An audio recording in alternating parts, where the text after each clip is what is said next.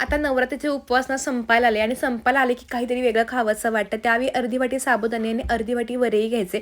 दोन्ही सेपरेट सगळे वाटून घ्यायचे. त्यामध्ये दही घालायचं, थोडंसं पाणी घालून एक चांगली अशी डोस्यासारखी पेस्ट करून घ्यायची. एका बाउलमध्ये काढायचं, थोडंसं पाणी घालून छान असं सरसरीत बॅटर करून घ्यायचं. बॅटर रेस्ट करायला ठेवायचं. तोपर्यंत चटणी करायची. कच्चे शेंगदाणे, हिरवी मिरची, त्यानंतर थोडंसं आलं घालायचं, 1 ते 2 चमचे दही, मीठ, साखर आणि थोडं पाणी घालून ही मस्तपैकी उपवासाची चटणी चांगली बारीक वाटून घ्यायची.